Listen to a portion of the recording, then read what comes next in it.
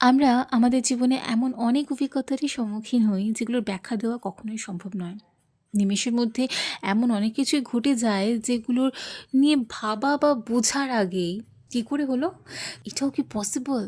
এই প্রশ্নটা মাথায় আসে। আমি সঙ্গীতা নিয়ে এসেছি নতুন বছরে এমনই দুটো সত্যিকারের ভৌতিক অভিজ্ঞতা। আজকে প্রথম ঘটনাটি পাঠিয়েছেন অমিতাভ ভৌমিক। তিনি ঠিক যেমনভাবে লিখে পাঠিয়েছেন আমি ঠিক তেমনভাবেই পড়ে শোনালাম। ছোটবেলা থেকেই ভূত দেখে এসেছি, বলা ভালো অনুভব করেছি। যখন আমার ৮ বছর বয়স, তখন আমার বাবা একটা বাড়ি কেনেন। আমি দুপুরে মা ঘুমালেই বাড়ির ঘেরা উঁচু টিনের দেওয়াল বেয়ে বাইরে বেরিয়ে পড়তাম। বেরিয়েই সামনে একটা ঢিপির উপর এক বুড়িকে দেখতাম। আমার দিকে কেমন যেন তাকিয়ে থাকতো। প্রত্যেক দিনই দেখতাম। যাই হোক, কাজ উপলক্ষে আমার বাবা বাইরে থাকতেন। সপ্তাহে একদিন এসে আবার চলেও যেতেন। রাতে নানান ধরনের চিৎকার শোনা যেত। মা ভয়ও পেতেন। সবথেকে মারাত্মক হতো পূর্ণিমার রাতে।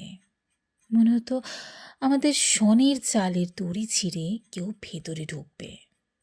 মা ঘরের অন্য দিকের খাটে গেলে বিশাল কোনো কিছু সেই দিকেই চলে আসতো। আমাদের কুকুর হাইব্রিড তো ভয় খাটের তলায় ঢুকে থাকতো। বাবা এলেই বাবাকে বললে বিশ্বাস করতেন না। পরে একদিন যখন আমরা মামাবাড়ি গেলাম, বাবা একা ছিলেন। ওই একই ঘটনা ঘটেছিল। বাবা সরকি নিয়ে বাইরে এসে কিছু দেখতে পাননি, অথচ ঘড়ি ছেঁড়া আর ঘরে ঢোকার চেষ্টা হয়েছিল, কিন্তু কোনো ছাউনির শন বা দড়ি কিছুই ছিল না।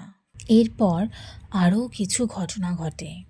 বাড়ির সামনেটা পাকা বাড়ি, লিন্টাল অবধি করার পর আর করা যায়নি। এমনকি যেসব রাজমিস্ত্রি আসতেন কেউই করতে পারেননি। হয় কাঁথা বিল্ডিং বারবার পড়ে যেত, অথবা রাজমিস্ত্রিরা জখম হতো। যাই হোক, বাবা খুব কম দামেই অত বড় বাড়ি বিক্রি করে দেন। তারপর আমরা গভর্নমেন্ট কোয়ার্টারে চলে আসি। হায়ার সেকেন্ডারি পাশ করার পর আমি অন্য জায়গাতে পড়ার জন্য চলে আসি। মাঝে মাঝেই যেতাম, তারপর দীর্ঘদিন যাওয়া হয়নি। কয়েক মাস আগে ৩২ বছর পর ওই জায়গাতে গিয়েছিলাম। আমার এক বন্ধুর বাড়ি। ওর বাড়ির একটু দূরেই আমাদের সেই বাড়ি ছিল। বাড়িটা দেখে মন খারাপ হয়ে গেল। দোতলা হয়েছে, কিন্তু ছন্নছাড়া হতশ্রী। বন্ধুকে জিজ্ঞেস করলাম, বাড়িটা এরকম করে রেখে গেছে কেন রে? ও বলল, কি করবে বল, নিজেরা থাকতে পারেনি, পরে ভাড়া দিয়েছিল। কেউ কয়েকদিনের বেশি থাকতেই পারে না। ছেলে আর বউকে বলেছিলাম, ওরাও অবাক। আমি আর ওই বাড়ির মধ্যে যাইনি। আজকে দ্বিতীয় ঘটনাটি পাঠিয়েছেন পায়েল চ্যাটার্জি। একটা ঘটনা শেয়ার করব বলে বলেছিলাম, কিন্তু কাজের চাপে হয়ে ওঠেনি। আমি ভূতে বিশ্বাসী, তাই বলে ভয়ে অক্কা পাওয়ার মতন নই। এই ঋণাত্মক ঊর্জার উপস্থিতি কখনো কখনো আমিও টের পেয়েছি। তার মধ্যে একটা শেয়ার করছি। এটা ভুতুড়ে কিনা বলতে পারবো না, বিচার আপনাদের হাতে। আসলে আমি নিজেও কনফিউজড। ঘটনাটা 2016 সালের। আমার বিবাহের কিছুদিন পরের ঘটনা। একটা ভয়াবহ অ্যাক্সিডেন্টে আমার দেওর প্রাণ হারান। তো স্বাভাবিকভাবেই বাড়িতে একটা সুখের ছায়া নেমে পড়ে, শ্রাদ্ধশান্তিও হয়। আমি কোনোদিনও কোনো বিদেহী আত্মার উপস্থিতি বুঝতে পারিনি, কিন্তু দেওর মারা যাবার পর ওনার স্ত্রী তার সন্তানকে নিয়ে মাতৃগৃহে চলে যান। বাড়িতে আমি, আমার স্বামী আর আমার শ্বশুরমশাই। তো যথারীতিভাবে আমার স্বামী অফিস থেকে ফেরেন সন্ধে 7টায়। এখানে টাইমটা খেয়াল রাখবেন। এরপর রাত 10টা নাগাদ আমরা খেয়ে শুয়ে পড়ি। আমাদের সিঁড়ির তলায় আমার স্বামী তার বাইকটি রাখেন। এখানে এই সিঁড়িটিও উল্লেখযোগ্য। এই সিঁড়ি দিয়েই ওপরের ঘরে যেতে হয়, যেখানে আমার দেওরের ঘর। বস্তুত সেই সময় ওই ঘরে আর কেউই থাকতেন না, তার স্ত্রীও বাপের বাড়িতে। ঠিক রাত তখন 2:30। আমার টাইমগুলো এখনও মনে আছে। আমার বাড়ি যেখানে, সেখানকার পরিবেশ একদম শান্তশিষ্ট। আর এমনই সময় আমি উপরের ঘরে ধপাস করে কিছু পড়ার আওয়াজ পাই, এবং সেটা যথেষ্ট জোরে। এতে আমাদের দুজনেরই ঘুম ভেঙে যায়। আমরা উঠে বসি। কি হলো?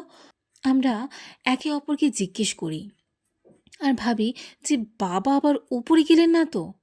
তো তড়িঘড়ি করে উঠে বাবার ঘরে যাব বলে সবে দরজার ছিটকানিতে হাত রেখেছি, হঠাৎই আমাদের বাইকটা স্টার্ট হওয়ার আওয়াজ।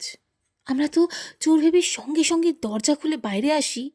দেখি একদম সিঁড়ির ঘরে বাইকের আলোয় ভর্তি, এবং ইন্ডিকেটরগুলো জ্বলছে আর আওয়াজও করছে।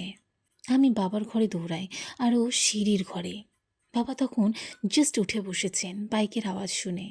উনিও হতভম্ব। আমি এসে ওকে জিজ্ঞেস করি, কি গো, বাইকে কি চাবি দেওয়া ছিল? ও বলল, না তো। আমি ঘরে গিয়ে দেখি চাবি যথারীতি আমার ঘরে ঝোলানো। এরপর ও গাড়ি বন্ধ করে দেয়, এবং আমরা একটা উত্তেজনা নিয়েই আবার শুয়ে পড়ি। রাত তখন ৩:৩৪। আমি এটা ভৌতিক না লৌকিক কিছুই বুঝে উঠতে পারিনি। বন্ধুরা, আজকের এই দুটি অদ্ভুত ভৌতিক ঘটনা কেমন লাগলো অবশ্যই কমেন্ট বক্সে জানিও। যদি ভালো লেগে থাকে তো অবশ্যই লাইক, কমেন্ট, শেয়ার, সাথে সাবস্ক্রাইব করে পাশে থাকা বেল আইকনটা প্রেস করে দিও, যাতে সমস্ত নতুন ভিডিওর প্রথম নোটিফিকেশন সবার আগে তোমাদের কাছে গিয়ে পৌঁছায়। ও হ্যাঁ, যদি তোমাদের জীবনে ঘটে থাকা কোনো ভৌতিক ঘটনা বা শোনা কোনো কাহিনী থাকে তো অবশ্যই আমাকে স্ক্রিনে আসে ইমেল অ্যাড্রেসে লিখে পাঠাতে পারো। আমি কিন্তু অপেক্ষায় থাকলাম। তো চলো, tata, bye bye, stay blessed, be happy.